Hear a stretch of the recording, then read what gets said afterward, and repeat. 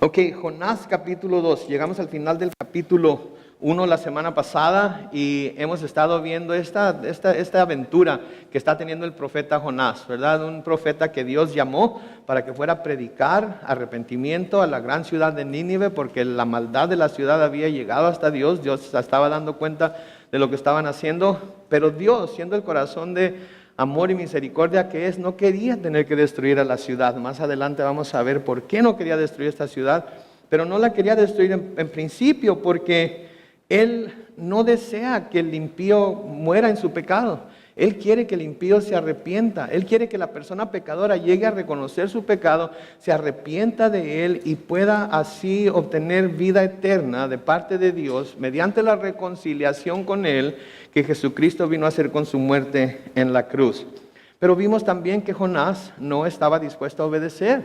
Jonás, en lugar de ir a donde Dios lo había enviado, en lugar de ir a donde Dios lo había mandado a hacer lo que Dios le había mandado a hacer, se va en dirección opuesta. Y vimos cómo el Señor hizo que se levantara un gran viento, ¿verdad? Que parecía que iba a acabar con el barco dentro del cual Jonás iba dormido, de hecho, yendo no hacia Nínive, donde lo habían enviado, sino hacia Tarso. Y el Señor entonces envió este viento y asustó esto mucho a los marineros y empezaron a ver por qué, a tratar de entender por qué estaba sucediendo lo que estaba sucediendo y llegaron a la conclusión por la misma boca de Jonás de que él tenía la culpa de lo que estaba sucediendo. Y Jonás, básicamente prefiriendo morir que llevar a cabo la misión que Dios le había dado, dice, pues ¿saben qué? Si quieren que todo esto se calme, échenme al mar. Y los marineros, aún temerosos de hacer lo que les estaba pidiendo, Él les estaba pidiendo hacer, claman a Dios y le dicen, Señor, nosotros no queremos tener sangre inocente en nuestras manos, no queremos que tú nos vayas a juzgar por esto. Pero viendo la situación en la que se encontraban, agarran a Jonás y lo echan por la borda. Y Jonás cae al mar. Y el mar se calma. Pero el Señor ya tenía un plan hecho para que Jonás, de todas maneras, aunque hubiera preferido morir, no muriera y no se saliera con la suya y llevara a cabo la voluntad de Dios. En el capítulo 1, en el versículo 17, se nos dice que el Señor tenía preparado un gran pez para que se tragara a Jonás, y Jonás estuvo en el vientre del pez 3 días y 3 noches. 3 días y 3 noches. Ahora, mucha gente entiende por esto que se dice aquí, que el pez que se tragó a Jonás era una ballena, ¿verdad? Que tenía que ser una ballena. ¿Cómo va a haber un pez tan grande que se pueda tragar a un hombre entero, ¿verdad? Y más que pueda vivir dentro de él. Y mucha gente identifica este pez como una ballena. Lo que tenemos que recordar es que las ballenas no son peces. Las ballenas son mamíferos, ¿ok? Y entonces no era esto a lo que se estaba refiriendo aquí el Espíritu Santo cuando a través de Jonás escribió estas palabras. Sí, era un gran pez. ¿Qué clase de pez? Yo no les puedo decir. Una cosa sí les puedo decir, que yo he visto documentales, he visto programas de pesca en donde se han capturado lenguados, que es el halibut en inglés, de hasta 450 libras, que son bastante grandes, lo suficientemente grandes como para mantener a alguien dentro de su estómago. Y hay otros peces gigantescos, pero ¿qué tal si no es ninguno de los peces que nosotros conocemos? ¿Qué tal si Dios había preparado este pez especialmente para esta misión y ahora este pez iba a cumplir con esa misión y hasta ahí le llegó el corrido? Ya no hay más de esos peces.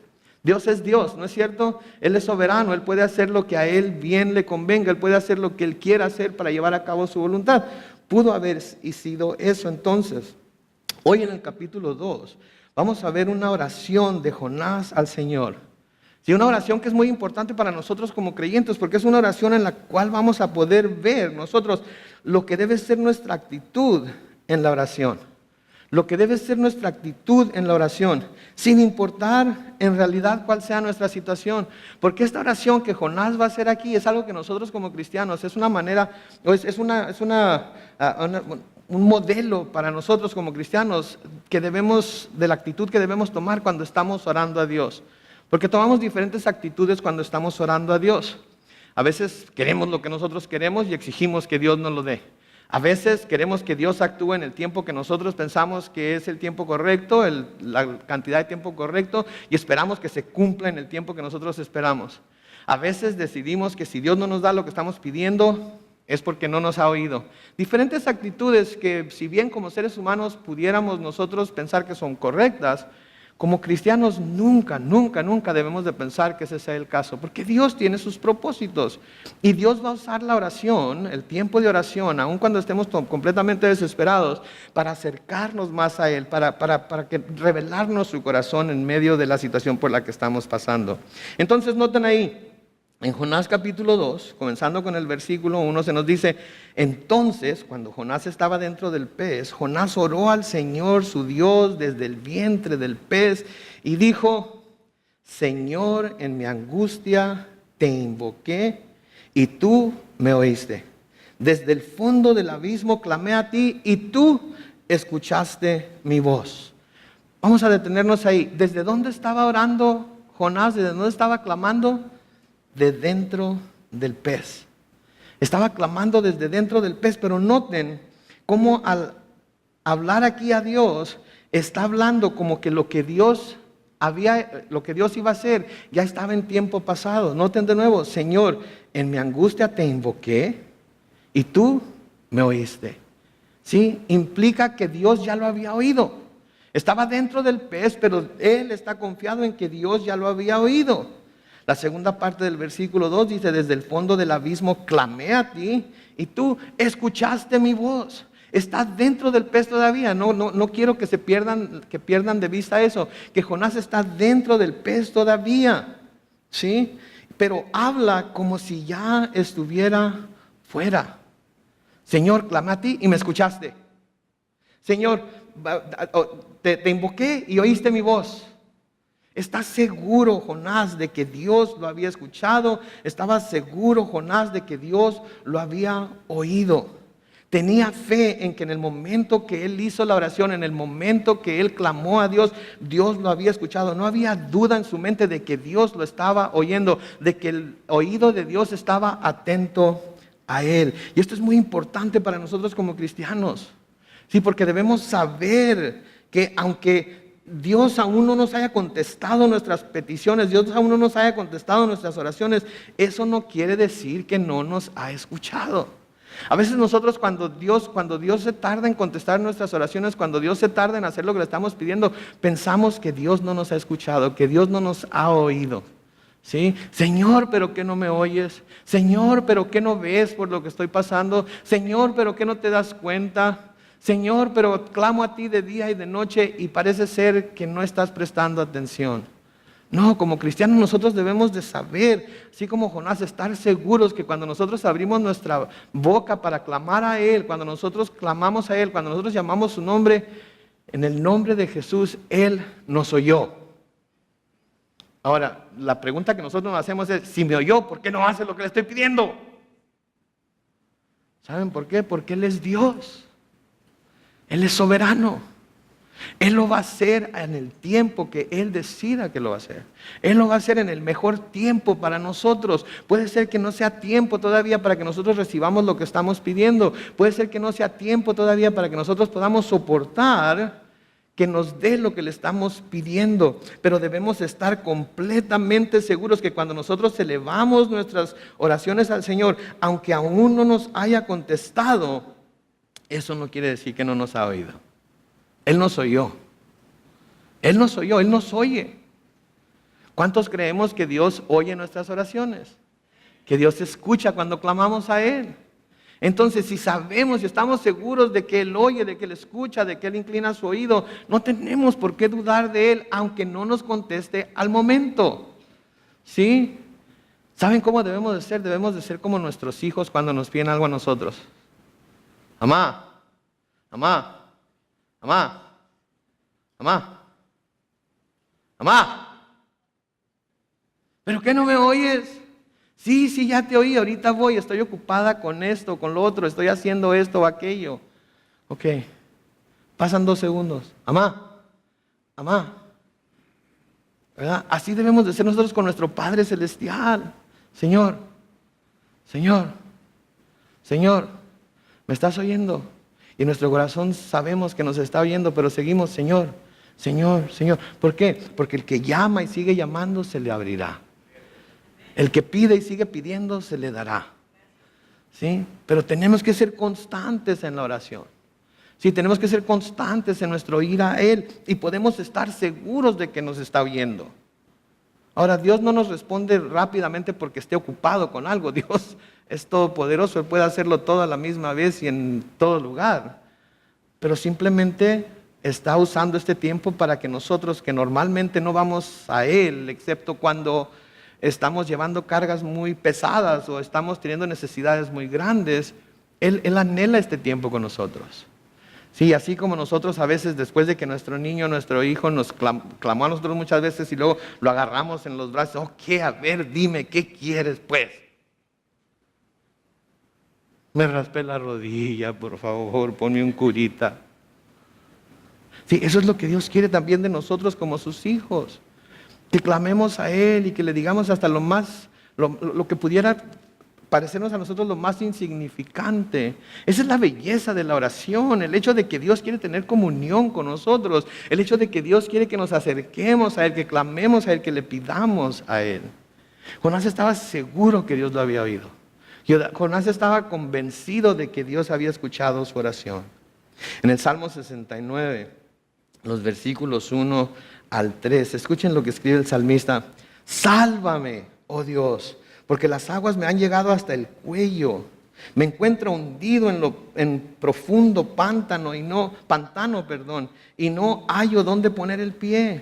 He caído en aguas abismales, que quiere decir estoy sumergiéndome, hundiéndome y no toco el suelo todavía. Y me cubre la corriente.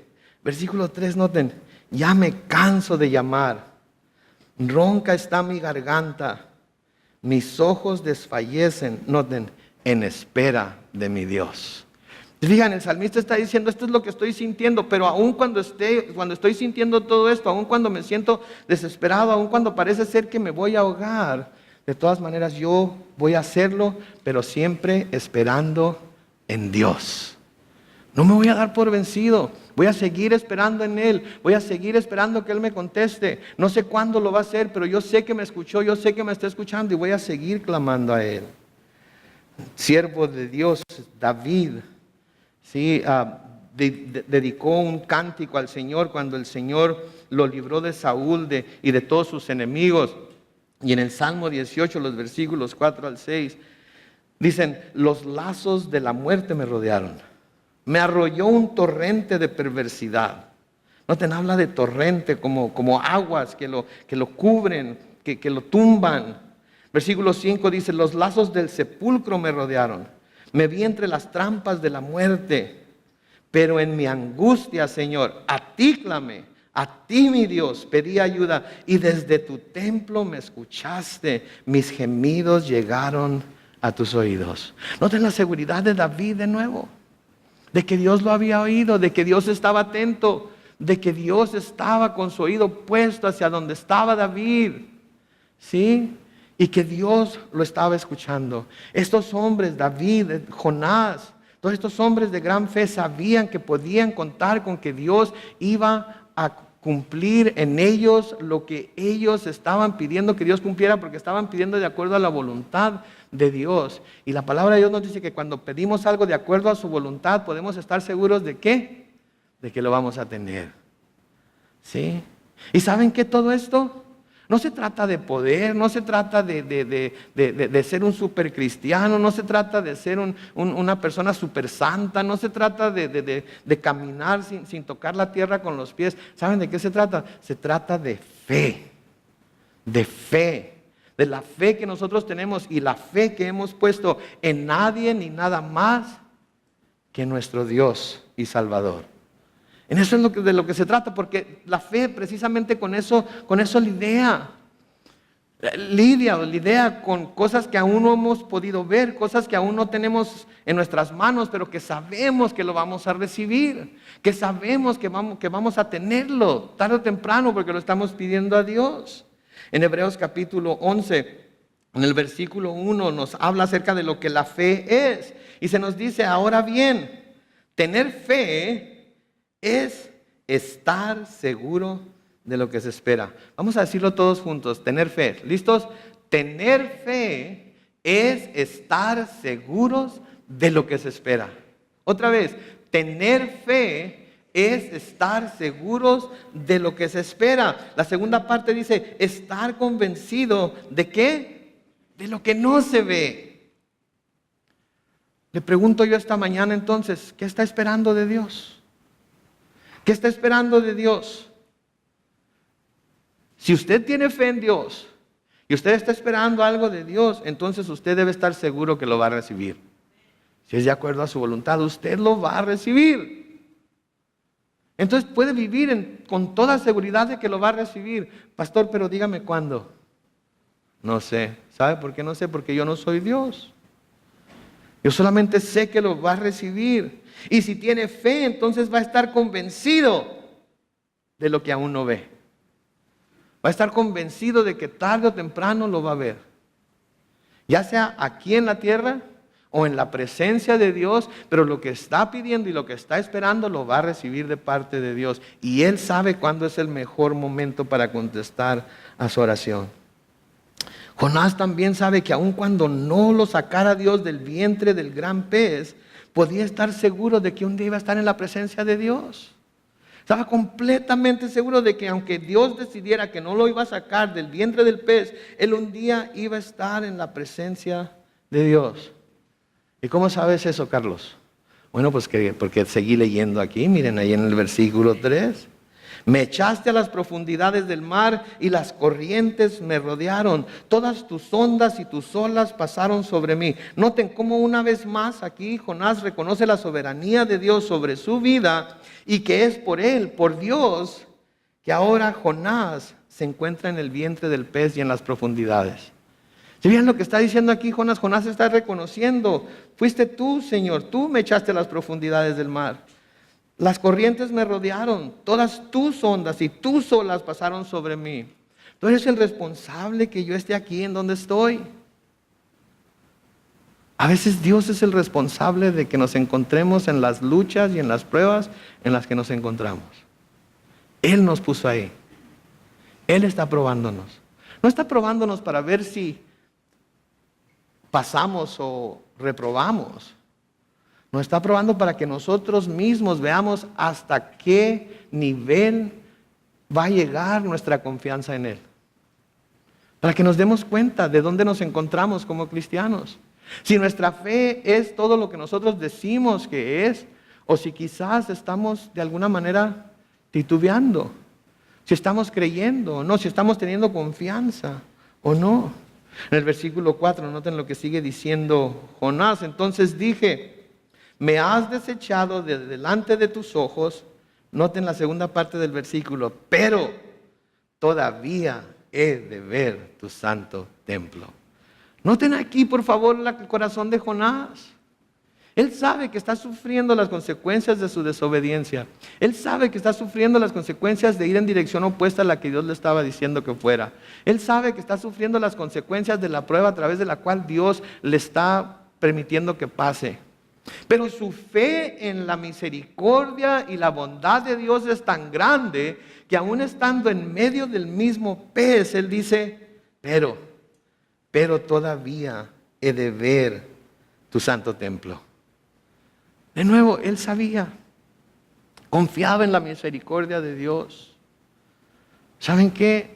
A veces Dios nos trae a pasajes como los que estamos escuchando ahorita para que nos veamos en el espejo de la palabra y veamos si estamos en la posición de Jonás. Si estamos yendo en contra del camino que Dios ha puesto delante de nosotros para seguir. Pero también nos trae a estos pasajes para que nos demos cuenta de que aun cuando nosotros andamos a veces tratando de escabullirnos y de no hacer lo que Dios nos dice y de tratar de hacer las cosas a nuestra propia manera, de todas maneras Dios no se da por vencido con nosotros. ¿Y cuántos están llenos de gratitud hacia Dios de que Dios todavía no se ha dado por vencido con nosotros? De que sigue obrando en nosotros, de que sigue trabajando en nosotros, de que aun cuando nosotros a veces somos infieles, de que aun cuando a nosotros nos falta la fe, de que aun cuando nosotros no podemos ver con claridad la visión que Dios nos está dando, de todas maneras Él sigue trabajando con nosotros.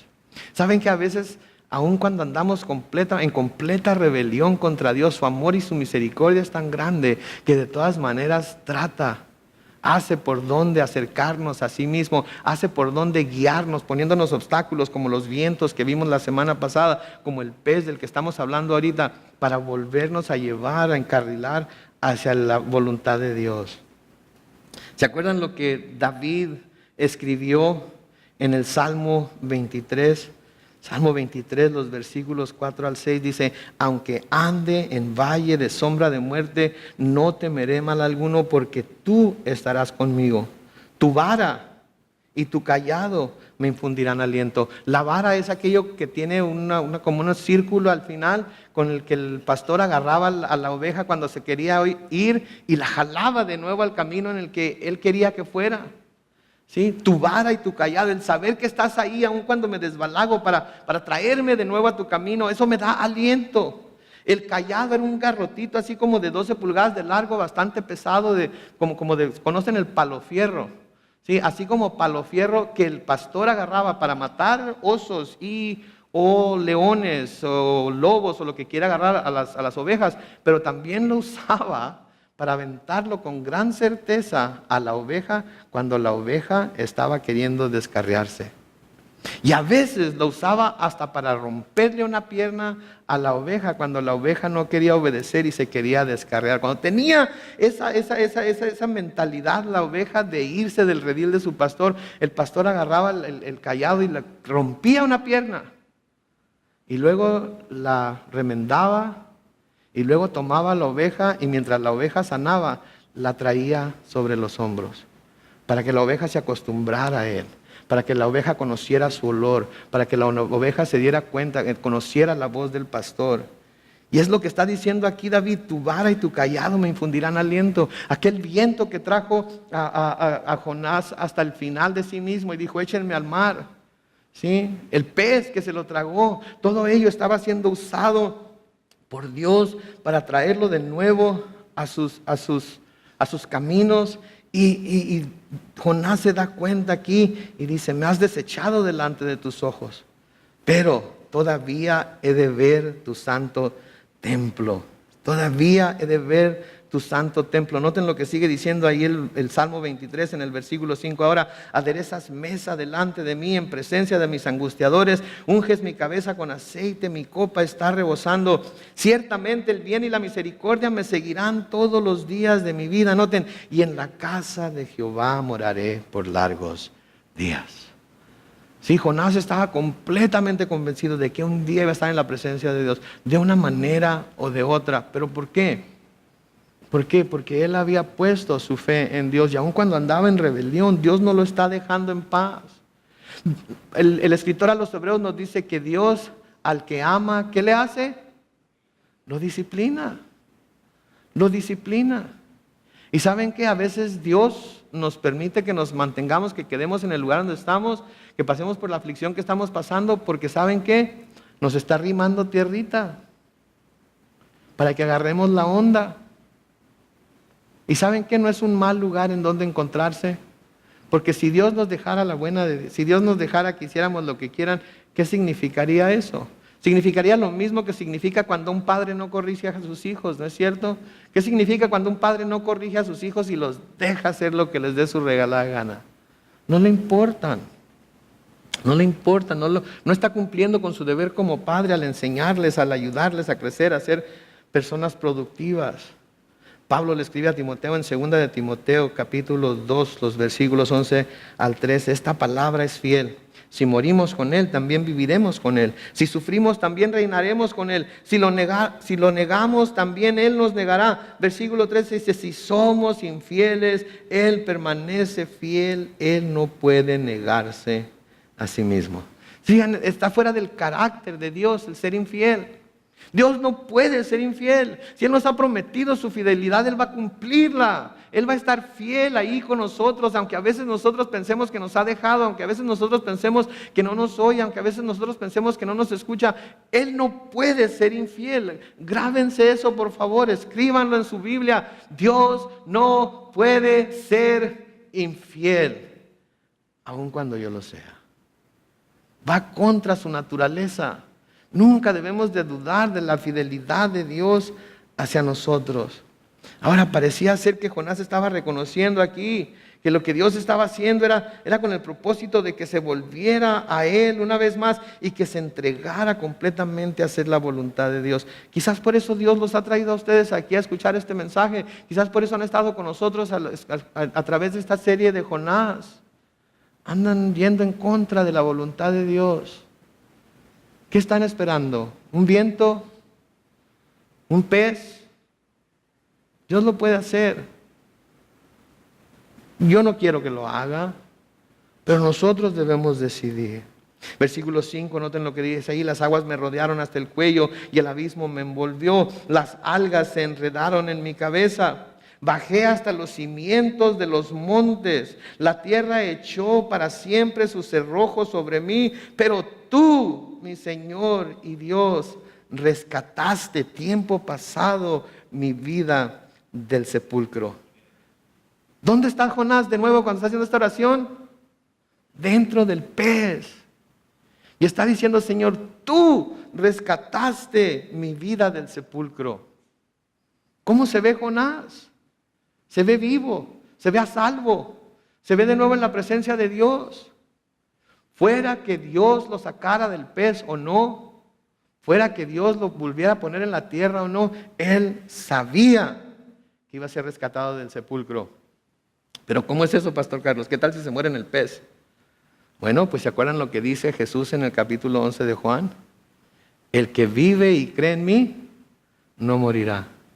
Y el que cree en mí, aunque muerto, ¿qué? Vivirá.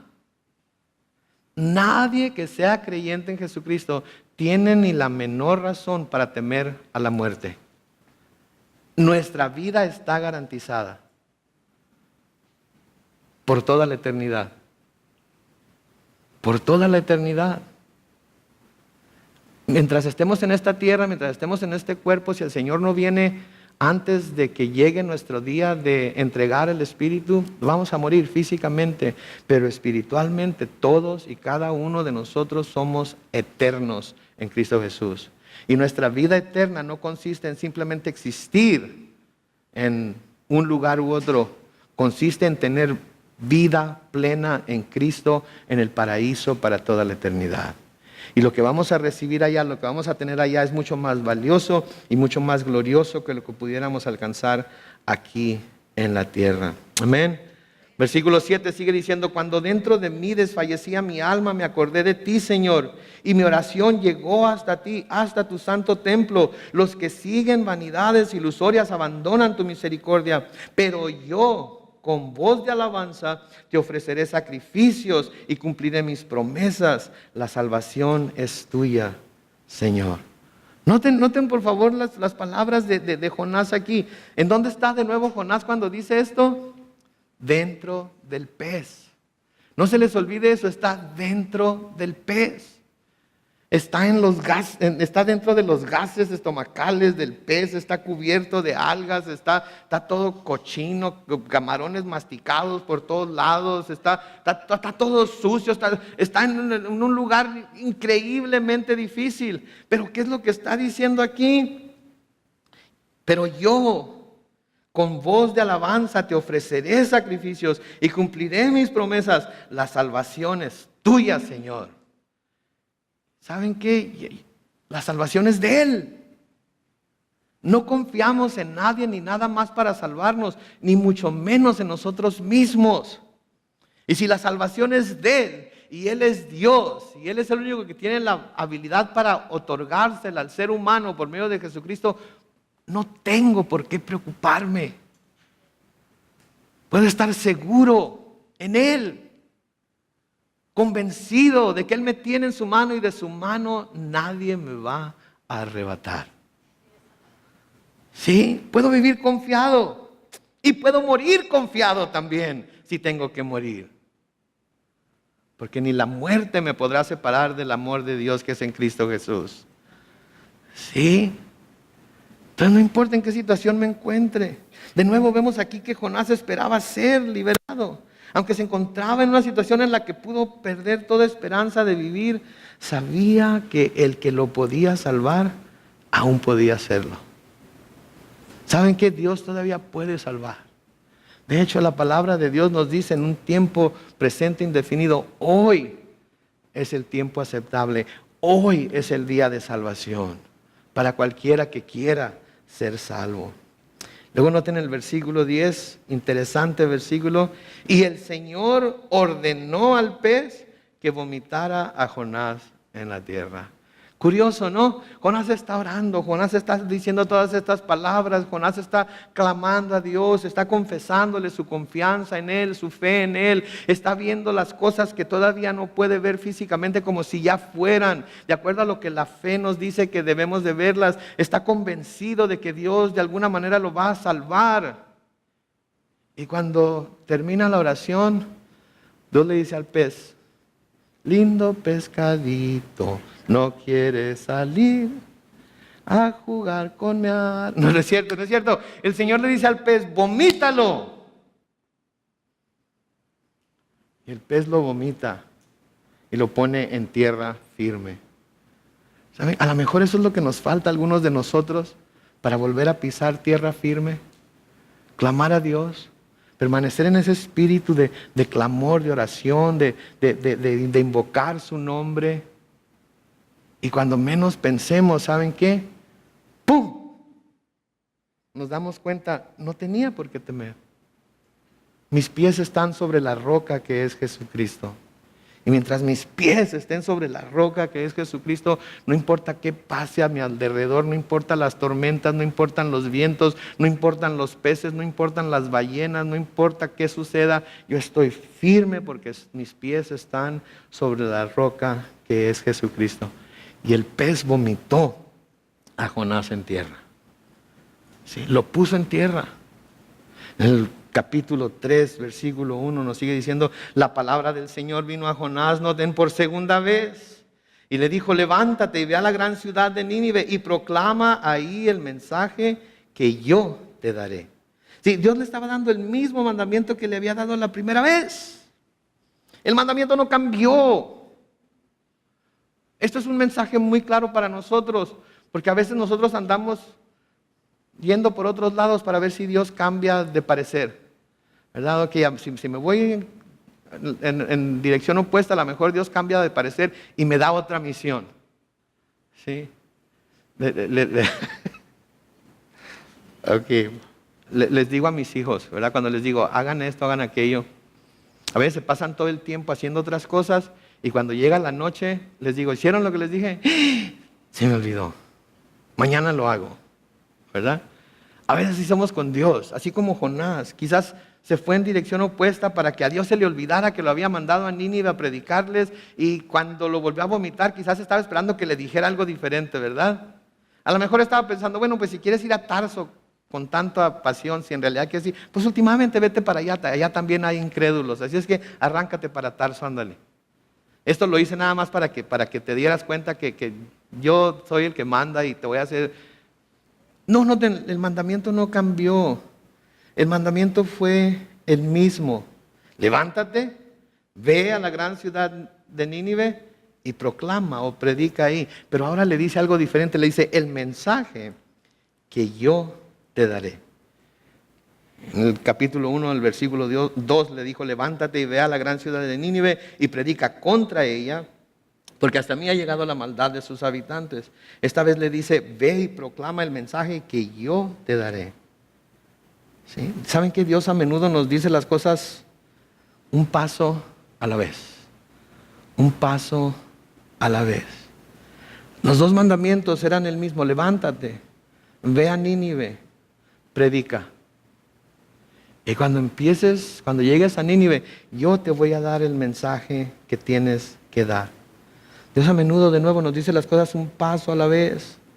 Y cuando damos el primer paso de fe, nos da información acerca de lo que sigue. Y cuando damos el segundo paso de fe, nos da más información acerca de lo que sigue. Y si yo diera un paso más, me iba a caer de aquí, ¿verdad? Si lo que estamos yendo en la dirección que vamos puede ser de peligro para nosotros, Dios nos va a avisar que no es el paso a dar. Va a cerrar puertas que nadie va a poder abrir, pero va a abrir otras que nadie va a poder cerrar. Pero tenemos que dar ese paso de fe. Mientras no demos ese primer paso de fe, Dios no nos da lo que sigue. Dios no nos dice lo que sigue. A menudo lo que queremos nosotros es tener todo el plan por adelantado, bien escrito, ¿verdad? Paso número 1, paso número 2, ¿qué va a pasar? ¿Qué va a suceder? ¿Cómo voy a responder a eso? Y si no lo tenemos todo bien claro desde el principio, no nos aventuramos a hacerlo, ¿verdad? Yo quisiera que hubiera un Google directamente conectado a Dios. Pero cuando alguien me dice, vamos a estar en tal parte o algo, me voy a Google Maps, pongo la dirección donde estoy, pongo la dirección a donde voy y me da paso por paso todas las vueltas y cuánto tiempo voy a estar en cuál calle y a qué horas puedo esperar llegar y a qué lado de la calle va a estar el lugar a donde voy. Todo me dice. Y no me pierdo. Bueno, a veces sí me pierdo de todas maneras. Porque le leo mal o algo, ¿verdad? Pero me dice cada paso que... A veces yo quisiera que Dios tuviera un Google, ¿sí? Para ponerle ahí la misión que me está dando y ponerle ahí en dónde voy a ir y que me diga, mira, aquí le vas a dar vuelta a la derecha, acá le vas a dar vuelta a la izquierda, por aquí le vas a seguir derecho y luego acá no subas ni bajes, quédate en medio. Pero Dios no es así. Dios a menudo nos da la información conforme vamos poniendo un pie enfrente del otro. Y a veces estamos así. Señor, dime a dónde quieres que vaya. Ok, da el primer paso. No, pero dime a dónde quieres que vaya. Yo quiero cumplir con tu voluntad. Ok, pero empieza a caminar. No, pero quiero cumplir con toda tu voluntad. Es que dime, por favor, ¿qué es lo que quieres que haga? No, pues da el primer paso. ¡No! Me da miedo. Si no me dices todo lo que vas a hacer, si no me dices todo lo que vas a hacer, no puedo. Y Dios lo único que quiere que haga es que caminemos. Ok, Señor, ya estoy aquí. ¿Y ahora? Ok, ahora quiero que hagas esto. Y así sucesivamente. Y Dios nos va guiando poco a poco. ¿Sí? Noten lo que sucede ahí en el versículo 3 del capítulo 3. Dice, Jonás se levantó y, conforme a la palabra del Señor, fue a Nínive. Y era Nínive una ciudad grande en extremo, de 3 días de camino, lo que quiere decir que tuvo que caminar 3 días desde un extremo de la ciudad hacia el otro. Y Jonás comenzó a recorrer la ciudad, camino de un día, y en su predicación decía, dentro de 40 días Nínive será destruida. Estoy leyendo la versión Reina Valera contemporánea, que les recuerdo. Y se va caminando por el medio de Nínive y dicen, dentro de 40 días Nínive será destruida. Qué mensaje tan curioso, ¿no creen? Quisiera yo poder predicar mensajes así como ese. Si no se arrepienten, se van a ir al infierno. Bye. Podría, si ese fuera el mensaje que Dios me diera para dar en un momento dado. Ese no es el mensaje que Dios me dio hoy, por eso están escuchando lo que están escuchando. Pero recuerden que Dios le dijo que iba a predicar el mensaje que ¿quién le iba a dar? Que Él le iba a dar. Pudo ser que Dios le dijo, pasa caminando y di, dentro de 40 días Nínive será destruida. Pudo ser. Le dio más que decir, no sé, mucha gente dice, miren, ahí va, cumpliendo con la voluntad de Dios, pero con una actitud que qué bárbaro, se ve que no quiere estar ahí. Mira nomás lo que está predicando. ¿Quién se va a convertir con esas palabras? ¿En realidad nos importa? Dios le dijo que Él le iba a dar el mensaje, ¿no es cierto?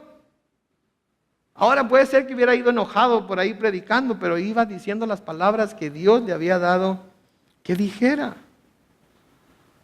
Eso es lo que la Biblia dice.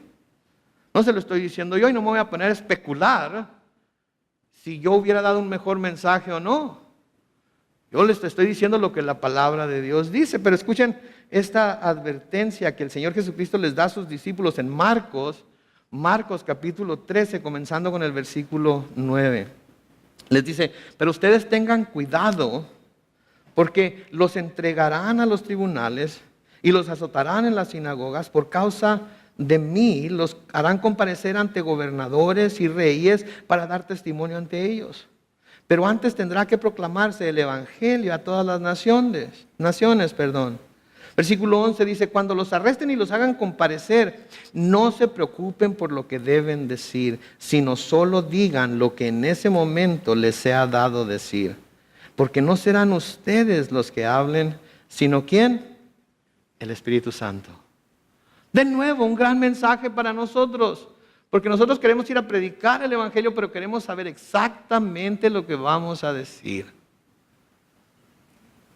Hasta quisiéramos traerlo escrito en una tarjetita de esas de 3x6, para encontrarnos con un incrédulo y decirle, ok, escúchame, ok, quédate ahí, no te vayas a ir, pero entiéndeme, ok, mira, déjame leerte esto.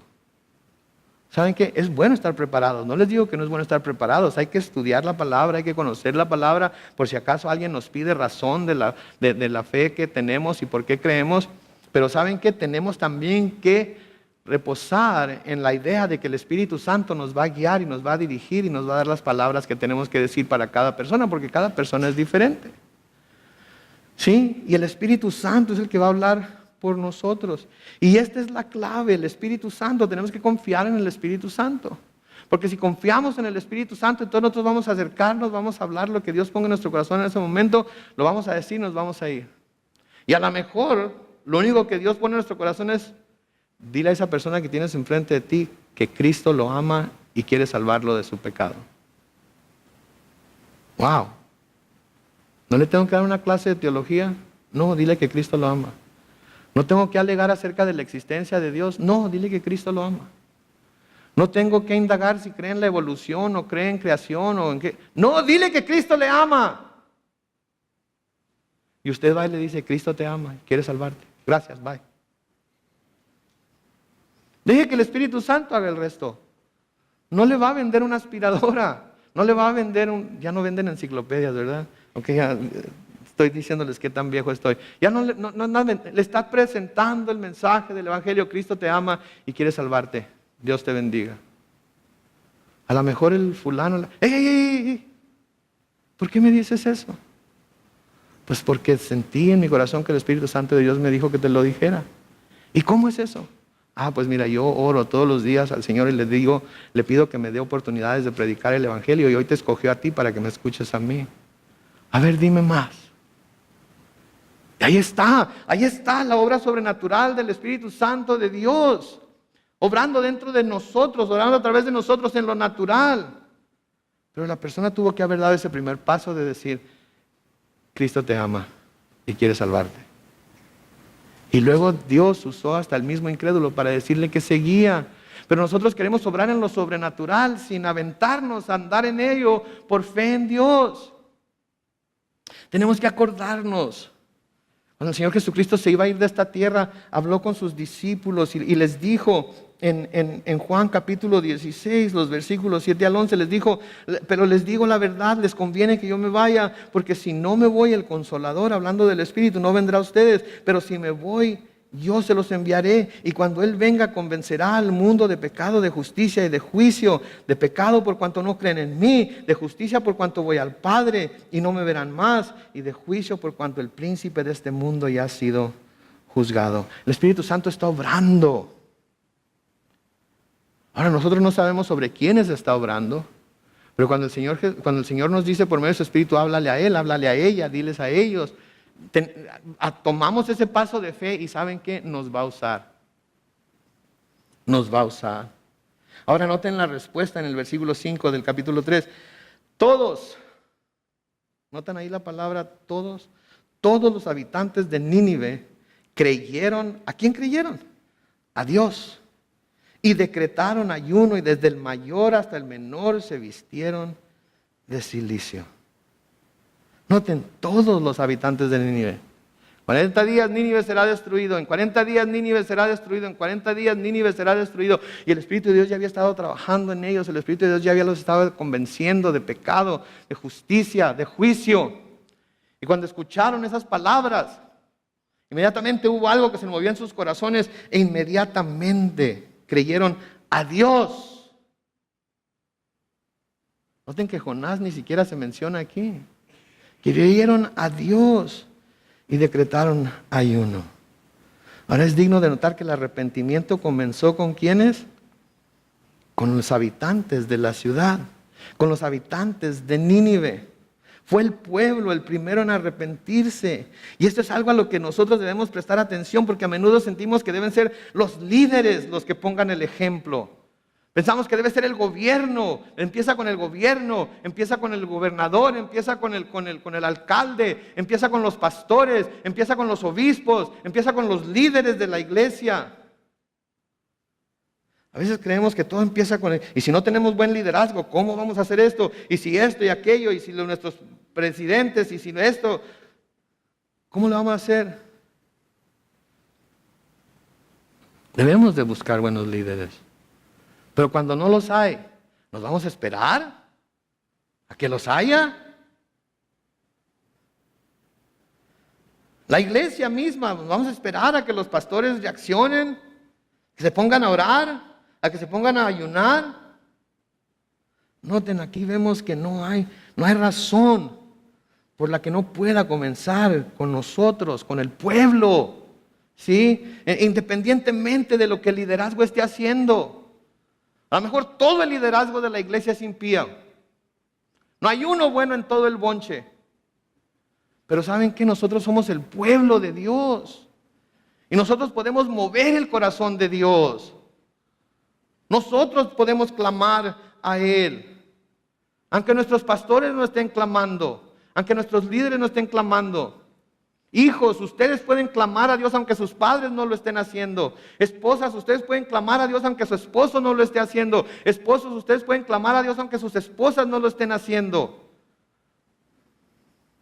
Cuando estemos delante de Dios no vamos a poder echarle la culpa a nadie. Ni a Hillary Clinton, ni a Donald Trump, ni a George Bush, ni a nadie. Ni a Peña Nieto, ni a Maduro, a nadie. Nosotros tenemos que estar clamando. Y cuando nosotros, el pueblo, comencemos a clamar, quizás noten lo que pasa ahí en el versículo 6, quizás pase lo mismo. Cuando la noticia llegó hasta el rey de Nínive, este se levantó de su trono, se despojó de sus vestidos, se cubrió de cilicio y se sentó sobre la ceniza. Luego ordenó que por mandato suyo y de sus altos personajes se proclamara en Nínive este decreto: ningún hombre ni animal, ni tampoco ningún buey ni oveja debe probar bocado ni alimento alguno, ni beba agua. Al contrario, dice el versículo 8, hombres y animales por igual deberán cubrirse de cilicio y clamar a Dios con todas sus fuerzas, apartarse cada uno de su mal camino y de la violencia que hay en sus manos. ¿Dónde comenzó? Empezó en el pueblo, y cuando llegó a los oídos del rey, el rey se dio cuenta de lo que el pueblo estaba haciendo y sintió la convicción del Espíritu Santo, y él mismo tomó cartas en el asunto y entonces proclamó que todos, él y su gabinete también, se arrepintieran delante de Dios y clamaran a Él. Pero ¿en dónde comenzó? Con el pueblo. ¿Se consideran ustedes pueblo de Dios? Entonces no debe de importar lo que está haciendo el liderazgo. ¿Se consideran ustedes ciudadanos del cielo? Entonces no debe de importar quién sea el siguiente presidente. ¿Se consideran ustedes súbditos de Jesucristo? Entonces no importa quién esté en el trono, lo que importa es que Él está en su trono. Y Él nos ha llamado a ser diferentes. Él nos ha llamado a ser santos. Él nos ha llamado a servirle. Él nos ha llamado a hacer su voluntad. ¿Saben que les digo esto? Porque estamos pasando por tiempos turbulentos, ¿no es cierto? Este país nunca había estado tan apartado de Dios como lo está ahorita. Y estamos en tiempos de elecciones, y la verdad es que ninguno de los dos candidatos que tenemos delante de nosotros tiene nada que nos haga pensar que van a hacer nada por volver este país a los caminos de Dios. Ni uno de los dos. Los que votemos vamos a votar por el menos malo de los dos malvados que tenemos para votar. Pero eso no quiere decir que el pueblo de Dios no pueda volverse a Dios. Nosotros como pueblo de Dios podemos interceder por este país. Y ¿saben qué, mis amigos y hermanos mexicanos? México no está mucho mejor que aquí. Y Centro y Sudamérica no está mucho mejor que aquí.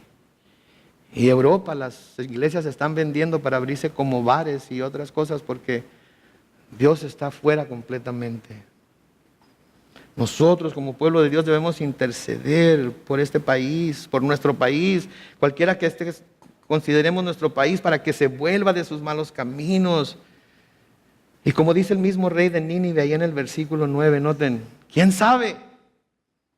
Tal vez Dios se arrepienta y el ardor de su ira se calme y entonces no pereceremos. Mis hermanos, es tiempo de dejar de dormir como Jonás en el barco. Es tiempo de despertar, es tiempo de darnos cuenta que vivimos en tiempos muy peligrosos, que necesitamos volvernos a Dios y no vamos a esperar a que esté un presidente piadoso en la Casa Blanca o en Los Pinos. El pueblo tiene que volverse a Dios. Segunda de Crónicas, capítulo 7 y el versículo 14 dice, si mi pueblo, sobre el cual se invoca mi nombre, se humilla y ora y busca mi rostro y se aparta de sus malos caminos, yo lo escucharé desde los cielos, perdonaré sus pecados y ¿qué dice? Sanaré su tierra. Nuestra tierra necesita ser sanada, mis hermanos y hermanas. Nuestros líderes no están haciendo nada por sanarla. Pero el pueblo de Dios puede clamar. Comienza con el pueblo de Dios. Comienza con nosotros. Noten el versículo 10 de Jonás 3. Y al ver Dios lo que hicieron, que se habían apartado de su mal camino, también Él se arrepintió de hacerles el daño que les había anunciado. Noten, y desistió de hacerlo. Lo único que tuvo que ver Dios fue que hubo arrepentimiento. Lo único que tuvo que ver Dios es que se humillaron delante de Él. Ni siquiera se esperó a que le comprobaran que se habían arrepentido. Con actos, con hechos, con una nueva manera de vivir. Con el arrepentimiento que mostraron, también Él se arrepintió de hacerles el daño que les había anunciado que les iba a hacer y desistió de hacerlo. El profeta Jeremías dice esto en Jeremías 18, los versículos 7 y 8. En cualquier momento puedo decir de algún pueblo o reino que lo voy a arrancar, derribar o destruir. Pero si ese pueblo o reino se aparta de su maldad contra la cual hablé, yo desistiré del daño que había pensado hacerles. Mis hermanos, gente como Billy Graham ha estado diciendo por muchos años, el juicio de Dios está por caer sobre Estados Unidos. Podemos ver quién va a ser el siguiente presidente. Y les puedo decir con toda confianza, sin temor a equivocarme, que no importa quién sea, si este país sigue por el camino que va, el juicio de Dios va a caer sobre él. Pero, si este pueblo o reino se aparta de su maldad contra la cual hablé, yo desistiré del daño que había pensado hacerles. ¿Y sabe cómo va a suceder? Cuando nosotros, el pueblo de Dios, caigamos de rodillas y empecemos a clamar a Dios intercediendo por este país. Tenemos que humillarnos. Tenemos que arrepentirnos, tenemos que pedirle que nos cambie de adentro para afuera, tenemos que pedirle que haga el cambio nosotros primero, que no estemos esperando a que el mundo cambie para nosotros también poder entrar y decir, ok, ahora sí podemos entrar como cristianos y hacer lo que tenemos. No, tenemos que hacerlo ahorita, cuando todo está en contra nuestra, cuando todo va contra la corriente. Tenemos que hacerlo ya, porque si no, el país que van a heredar nuestros hijos y nuestros nietos y nuestros bisnietos no va a ser un país que busque a Dios. Y si el Señor no corta los días malos por amor a los escogidos, mucha gente se va a ir al infierno. Y pudiera ser que entre ellos hay algunos de los nuestros. Y no queremos eso. Y para que eso no suceda tenemos que levantarnos. No en armas. Tenemos que levantarnos con un celo por las cosas de Dios y arrodillarnos delante de Él, silicio y ceniza. Para terminar, y mientras leo este versículo, voy a pedir al grupo de alabanza que pase. David escribe en el Salmo 51, comenzando con el versículo 15. Dice, abre, Señor, mis labios y mi boca proclamará tu alabanza. Aun si yo te ofreciera sacrificios, ¿no es eso lo que quieres? ¿No te agradan los holocaustos? Los sacrificios que tú quieres son el espíritu quebrantado. Tú, Dios mío, no desprecias al corazón contrito y humillado. ¿Saben que es un mensaje difícil el de hoy? Pero es un mensaje que necesitamos escuchar. Es necesario. Si mi pueblo, sobre quien es invocado mi nombre, se humilla y ora y busca mi rostro, se aparta de sus malos caminos, yo lo escucharé desde los cielos, perdonaré sus pecados y sanaré su tierra. Vamos a cantar el canto que cantaron al final del servicio de adoración, ¿sí?